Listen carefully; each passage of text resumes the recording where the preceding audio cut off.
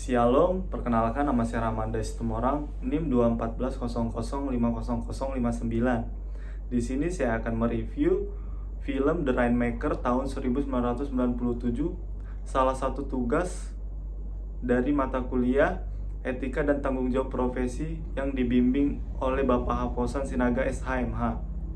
Selanjutnya, The Rainmaker adalah film drama legal Amerika tahun 1997 berdasarkan novel John Grisham tahun 1995 dengan nama yang sama, dan ditulis dan disutradarai oleh Francis Ford Coppola.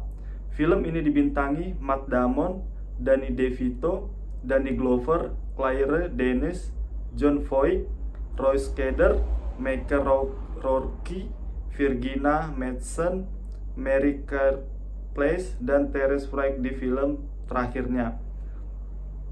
Lulusan sekolah hukum yang bangkrut dan tidak berpengalaman mengambil perusahaan asuransi besar untuk memperjuangkan seorang wanita yang putranya menderita leukemia terminal. Perusahaan asuransi tidak membayar operasi penyelamatan nyawa, jadi terserah pada pengacara Rudy untuk memperjuangkan nyawa seorang anak yang menderita leukemia. Film ini mengambil lokasi di Tennessee, di mana Baylor baru saja lulus dari sekolah hukum tingkat 2 dan pergi bekerja untuk Bruiser Stone atau Mickey Rourke, seorang penipu mencolok dengan pesona di mana akhlaknya seharusnya dihukum mendekati Bruiser. Dex Soufflet melihat akhir datang dan membujuk Rudy untuk membuka kantor etalase. Dengan Dex sebagai juru kunci yang tahu semua tali, seorang pengacara harus memperjuangkan kliennya, menambah diri dari mencuri uang dan mencoba mengatakan yang sebenarnya. Salah satu klien pertama Baylor adalah Miss Birdie atau Therese Wright, seorang wanita tua yang manis yang berencana meninggalkan uangnya untuk pengkhotbah, atau dia membutuhkannya untuk pesawat terbang dan menyewa Rudy apartemen murah.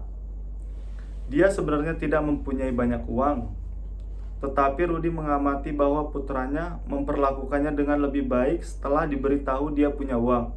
Segera Baylor dan Soufflet menangani kasus yang lebih rumit. Salah satunya melibatkan Kelly Riker, yang suaminya bermain softball dan suka berlatih ayunan padanya. Yang lain melibatkan Dot dan Buddy Black, yang putranya Donnie Ray atau Johnny Woodward sedang sekarat karena kanker dan telah ditolak perawatan oleh perusahaan asuransinya.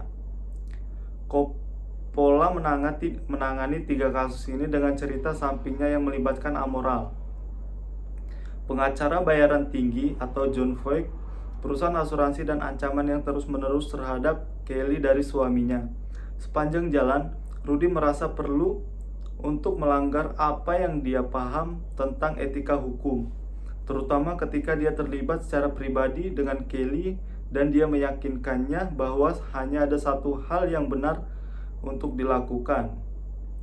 Dalam film The Rainmaker tahun 1997 berlokasi di Tennessee, di mana negaranya menggunakan sistem common law yang ditegaskan dengan adanya pencurian dan berdasarkan jurisprudensi, berbeda dengan negara Indonesia yang menggunakan sistem civil law. Kemudian, Rudy Baylor yang seharusnya tidak dapat beracara dalam suatu persidangan sebagai seorang pengacara tanpa memiliki lisensi. Deck yang berbicara tanpa lulus sekolah hukum terlebih dahulu. Deck yang memaksakan kliennya yang di rumah sakit untuk menandatangani tanpa harus membaca terlebih dahulu. Deck juga menjamin akan menghasilkan uang yang banyak atas perkaranya. Advokat tidak dibenarkan menjamin kepada kliennya bahwa perkara yang ditanganinya akan menang. Perkelahian antara kuasa hukum termohon dengan juri dalam persidangan. Kemudian setelah mendapatkan lisensi, Rudy membela kliennya atas dasar cinta dan awalnya dia menyuruh si wanita untuk menceraikan suaminya yang berperilaku sangat kasar dan tidak wajar. Rudy pun turut serta dalam melakukan pembunuhan terhadap suami dari wanita tersebut. Walau memang di situ keadaan mereka adalah terdesak atau sedang diserang. Adanya pemeriksaan saksi di rumahnya. Ini sangatlah wajar jika di Indonesia saksi tersebut haruslah dinyatakan dalam keadaan sehat baru boleh dimintai keterangan di dalam ruang pengadilan. Kemudian dalam melancarkan kegiatannya, Rudy dan Dek menemukan barang bukti dengan cara kotor. Kemudian kuasa hukum perusahaan asuransi yang melakukan suatu tindakan yang jelas melanggar kode etik pengacara ialah tidak menjaga seprofesi yang melanggar pasal 3 huruf D tentang kode etik advokat. Advokat wajib memelihara rasa solidaritas di antara teman sejawat dan melanggar kode etik kejujuran, di mana advokat sebagai profesi terhormat atau victum nobile yang dalam menjalankannya profesinya berada di bawah perlindungan hukum, undang-undang, dan kode etik. Memiliki kebebasan yang didasarkan kepada kehormatan dan kepribadian advokat yang berpegang teguh kepada kemandirian, kejujuran, kerahasiaan, dan keterbukaan. Kemudian Dek yang mengecoh kuasa hukum perusahaan asuransi dengan mengatakan Sana menghafal saat persidangan berlangsung. Hal tersebut jelas kurang baik diucapkan dalam menghargai teman seprofesi.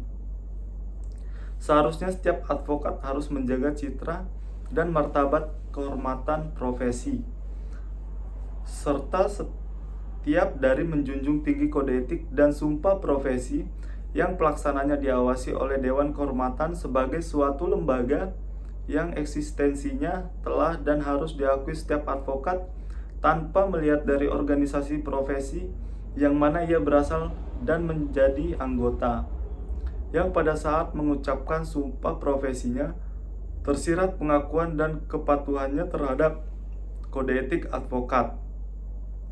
Dengan demikian, kode etik advokat Indonesia adalah sebagai hukum tertinggi dalam menjalankan profesi yang menjamin dan melindungi, namun membebankan kewajiban kepada setiap advokat untuk jujur dan bertanggung jawab dalam menjalankan profesinya, baik kepada klien, pengadilan negara, atau masyarakat, dan terutama kepada dirinya sendiri.